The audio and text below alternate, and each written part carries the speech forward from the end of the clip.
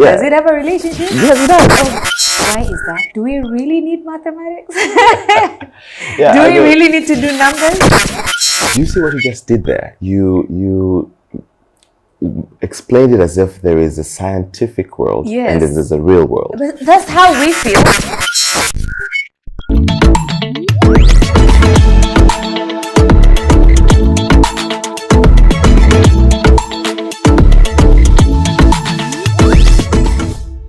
What's up, good people? Welcome to another episode of Tech Bongo. I am your host, Janeth Mesomapya, and today I am so excited because we're going to talk about science, technology, engineering, and mathematics, STEM, for kids. And I'm meeting founder and director of STEM Park here in Dar es Salaam. Let's check it out. STEM is one critical leg for creatively developing the solutions and innovations that we need in Africa across a range of life-supporting fields such as health, food production, basic infrastructure, environment, manufacturing, and so forth. This is a quote by a renowned Kenyan scholar, Geshi Karuri Sebina, highlighting the importance of expanding our thinking on STEM. These sentiments are shared by Tanzanian innovator Dr. Lwidiko Mhamilawa, the brains behind STEM Park. STEM Park is a product of Projekt Inspire, a community education platform that encourages child and youth learning through interactive STEM-based activities. Tech Bongo pays a visit to STEM Park Center in Dar es Salaam and meets with Dr. Lwidiko, who explains his vision for the center. Projekt Inspire's vision has been evolving with time. And when we started, it was just a movement of young Tanzanian graduates from different universities inside the country and outside. And we started as going to secondary schools, talking to kids, sharing with them our journeys within from high school to universities, what are the opportunities, kind of like career guidance and inspiration movement to talk to kids. And the feedback that we got from that experience is the one that fed into the evolution of the dream, right?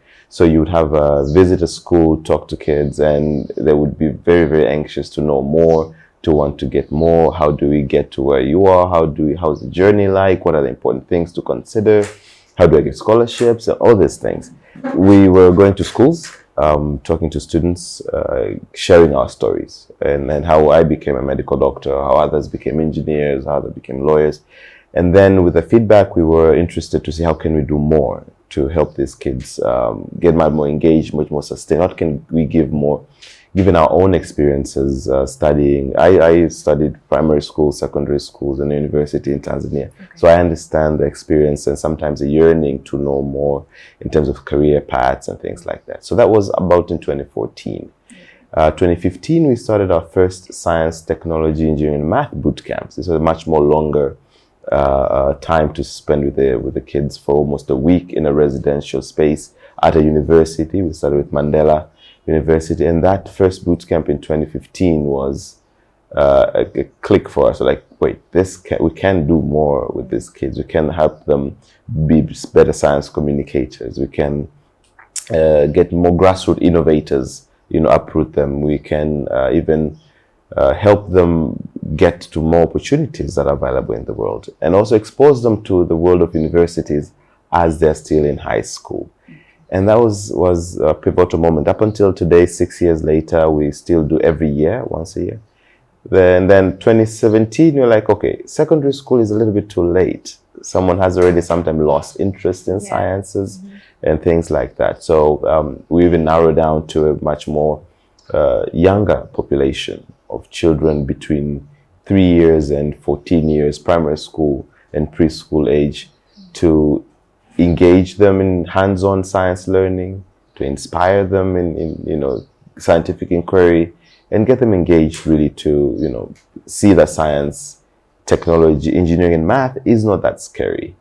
And then the dream keeps on evolving with time. So that is I think the vision, and it keeps on growing with time. But the idea is to help young people experience science, technology, engineering, math education differently. Okay, so from my experience, Yeah. or from statistics, Yeah. most students, especially girls, shy away from STEM subjects. Yeah. Why is that? I think there's stereotypes. Okay. You know, when you think of an engineer, you think of a person who's carrying blocks and building houses, which is not necessarily that, and that feels or looks like a masculine job. And you know, the prestige around these jobs have been habitually masculine, and I think that has been historically so for a while. But the scope is changing, right? Being an engineer, you don't necessarily have to lift blocks. There's a mental capacity that comes with thinking, the mathematics that comes to it. And recently, I don't know if you've looked at the statistics also, girls are outperforming boys by far. Okay. Top student girls, you know, if you look at Tanzania statistics, which means right now girls are having more doors open for them in terms of pass marks, in terms of things in these areas of STEM. The job is to now, which is what we're doing, to make them feel like these subjects can be for them too. So passing science subjects in high school and secondary school should also encourage them to say, okay, we can go further to actually pursue these careers. So yes, it has been so habitual, and the thing is stereotypes that our community has as what is a masculine job and what is a feminine job. But jobs in this STEM field are for everyone. Okay. But do you think it's only stereotype? Yeah. So my question is there something our education system is not doing right to like make the subjects more appealing to kids? To kids. Yeah, so that I think would be general. I don't think there's something specific that the education system is doing for girls, apart from the controversies we've had in girls getting pregnancy and things like that. That aside, everything else is cutting across for both boys and girls. Yes. In terms of making sure that the learning experience for a child is relevant to their environment and how can they link this. So I give you an example. We have parents who make local brew back home, like Bongo or something like that. Yeah? So the process of making Bongo in chemistry, that's called fractional distillation. Okay. Right? It's a very, it's one of the topics we learn in Form 2, Form 3, right? But if its child is learning that in a classroom and cannot connect, that is what my mom or my dad is doing back home. Yeah.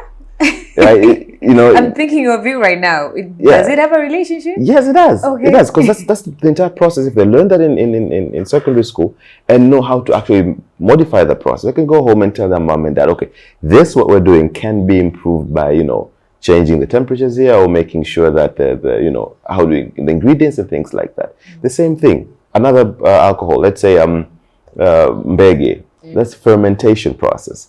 It's a biology topic, right? So if the teachers or even the education system is not allowing the linkage between what we are learning in classrooms and what is having at home, there's always going to be a disconnect. And this disconnect is going to make people or young people not feel that it's irrelevant. One last simple example, learning about acids and bases back in school. Acid is, hydrochloric acid, all these things, but a lemon has acid in it. And if you take red cabbage, make a juice of it, if you put lemon juice there, it's going to be an indicator of an acid or a base. So these are very, the science is everywhere, right? And the task is to make sure that there's connection between what students are learning in class and their real life in such a way that they don't feel that it's this, this is school and this is life.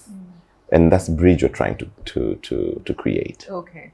Yeah. Right. Let's talk about mathematics. Yes. Globally, mathematics is regarded as one of the very fundamental subjects from early education. Correct. Why is that? Do we really need mathematics? Yeah, do we really need to do numbers? Yeah, so you correctly said literacy and numeracy are one of the very fundamental skills that are needed. And these form a basis of a lot of what we're going to experience in real life. So, and it's not necessarily everyone has that experience, but applied mathematics. So I'll give you another simple example of how these subjects are literally connected, how you would have mathematics in real life. So you can have a group of children go to a field trip, and then you tell them to count the ocean by the sea, and then they count the seashells there, right? Okay. And then that will be learning how to count. But then you tell them how many seashells are in 1 square feet. And they will need to know how to do the square feet counting, right? And then in the end, they will be able to know what kind of life forms that are available here. If I go to this beach, the probability of me finding this type of fish or this type of rock is this much. So the link, it's useful in terms of applied mathematics, but you can't go to applied mathematics without knowing the basic mathematics in real life. So that I think that is one huge thing that needs to be connected. But in not in a science world, in a normal community life, do we really need mathematics? Apart from you need to go to Mangi and pay for something, know how much change you need to have and whatever. But in real life, not in a science world, in a totally basic kind of life, do we need mathematics? Do kids need mathematics? Do you see what you just did there? You explained it as if there is a scientific world and then there's a real world. But that's how we feel. And that is the main problem when we're studying, that we learn these things in silos. It's as if we're not living in a scientific world. You're sitting there right now, the couch is pushing on you, and you're pushing on the couch. That's physics, right? And that's the problem. We're trying to bridge this gap, that we don't have to think of the world differently. That the scientific world is the real world.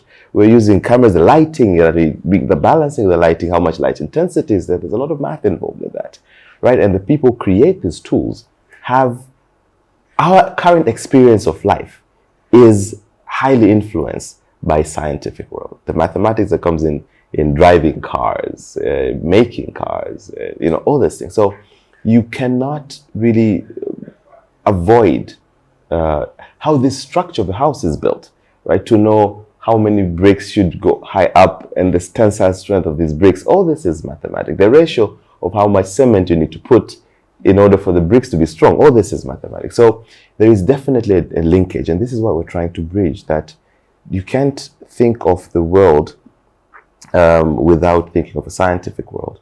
And science is just a tool to understand the world better. Okay. Right? Science is just a tool to help us understand the world better.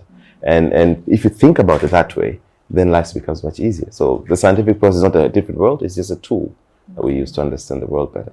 That goes to technology, that goes to, and mathematics is at the core of it. Okay. So to give us a perspective, yeah. How would you differentiate technology and science, if you know what I'm saying? Yeah. How is it different? So technology is more into the applied part of the sciences. I'll give you a quick example that you have the computer chips that the computer microchips that are working and helping us computers build come from the basic science of understanding how things like electricity passes through metals, right? If you understand how electricity passes through metals, that is conductors, conducting of electricity. And then from that scientific experimental understanding, you can build technological innovation that come to be, in the applied world. So scientists generate the knowledge that you need to apply in the technological innovations, right? And that's how it goes. And unfortunately now, the thinking has been technology is more digital, but technology is beyond just digital technology. It's just that the computer is not only the computers. It's not even the counting abacus. I don't know if you know that word. I don't know this. The abacus is when you were kids, you would be given a string, and then you put in soda caps. Yes. And then you use that to count. Yeah. That's just basic technology. It's like rudimentary technology. So the technology, you think of it as the applied version of what you learn in the sciences subjects. Okay. Yes. Okay. Can we actually make entrepreneurial solutions out of STEM subjects? Can STEM students be not employable? Can they create jobs out of science, engineering, mathematics, and Technology. technology? Yes. The With answer technology, is, yes, I know, but then yeah, the the STEM other as a stuff. whole, yes. All right. So big yes. Okay. And How? I have examples. Please. So we have a program known as the Science STEM Boot Camps. This is where we bring in young students from secondary school age, Form 1 to Form 6, put them in one space for an entire week, give them skills, and think like a problem. This is a problem of cholera, right? And how do you use STEM to solve this problem? And some of the students also come with their own ideas that they have. I'll give you one example of a student that has now created a full-blown company. Is known Edgar. He came with an idea of converting plastic materials to building blocks, right? So you take the plastic paper materials, you melt it, and then you mix it a little bit with sand, and then you create building materials like blocks for pavement or all these things, right? So it was a very rudimentary idea that this is plastic and it's polluting environment. How can we recycle that, right? So it builds up the economy of recycling and then building up new materials. Now they're making, desks, pavement blocks, all these things. They've employed so many people in Arusha. So this is a young man who's hardly 30, right? And he's now having, this whole, from just an idea that came from the science of recycling, the science of melting plastic, the science of and merging with the technology of, using machines that will be able to do that. And now we have an employment, right? And that's one example. There's many other. There's another one we work with, is now recycling recycling batteries from laptop batteries to create energy source for houses, right? And he's going around collecting old laptop batteries, but now he's employing people to do that job. So it is very possible. It's just we need to think around how to enable these young people with these ideas and think about it from a perspective of job creation and problem solving. Okay. Yeah. So what are the available opportunities in Tanzania? If someone is looking to invest in Tanzania, whether a local or a foreigner looking to invest in Tanzania in the area of STEM, what are the opportunities? Right. So within the field of STEM itself, there are myriad of things that could be invested in. There are different young entrepreneurs with ideas. So there's one opportunity for venture capitalists for ideas that come from these young people, digital solutions, either digital solutions or scientific solutions. So funding or rather engaging in innovation ecosystem or innovation spaces. There are spaces like what we do here in Projekt Inspire, but also there's like Buni, there's many Hub 255, there are many other innovation ecosystem spaces that, help young people think and come up with ideas. There is a risk of sometimes this idea might be very rudimentary and What's some that? might not. Rudimentary meaning, guys. yes. Did you hear that? Rudimentary meaning the very, very early stage ideas, right? So if okay. Yeah, so if someone comes to you and tells you that I can take this plastic bottle and make a building block out of it, Okay. you haven't even seen the process and all that. Okay. So there's a whole entire period of investment to help these ideas mature, like incubation of these ideas to mature. There's a lot of incubation hubs, and in Tanzania that could definitely use a lot of investment, and there's a very high return of investment out of that. Okay. I know Africa, we're still falling behind in STEM. Yeah. What do you think should be done? We're In our definitely, country, in Africa as a whole, what do we need to do to catch up? Yes. So I'll give you actually, to solidify your claim, almost 50%. But it's not a claim, though. No, yeah, it is. So I am substantiating that you're right. Okay. That in the countries like United States, almost 80% of their gross domestic product, the GDP, development of the past 80 years, was because of investment in research and development in STEM areas, right? The biotechnology, even what we've had now with COVID and how fast they came to making vaccines is because there's prior investments in technology. So one of the things that I think we should do in Africa is to one, invest in research and development. Okay. But that is very much dependent on how much money we have. And apart from the government, the private sector has also a lot of fluidity around money. So in other countries, the private sector has invested in education and research and development for children. That's one part. So in, you know, getting much more investment in innovative solutions that will help us leapfrog from what we have. So we don't need landlines anymore, right? Now people just come from being born into mobile phones, while other countries had to go through, you know, landlines and then mobile phones. So there's a concept of leapfrogging. So there's a lot of technology that we could use right now to improve our learning. Things like VR sets, for example, virtual reality sets for learning in classrooms. Yeah, AR. Augmented reality, yes. AR also is another component that will help, you know, improve the learning outcomes for children. Even thinking about how to have these so-called informal learning spaces, right? Not if the academic system cannot accommodate this breeding of innovators, informal learning spaces like science centers. There are thousands of science centers in Europe and Asia. There are about only 40 science centers in Africa, and 80% of them are in South Africa. We have only one in Tanzania right now for young people, the one we have in Tanga. And this is the kind of things I think we need to leapfrog and say, okay, we don't have to follow the same trajectory other people had. There's other technologies out there we can come in, invest, and help children become more innovative in their learning and problem solvers, and impart the 21st century skills that are needed: collaboration, creativity, innovation. And this is not heavily invested in our current education system. And I think that is something we need to do. Okay.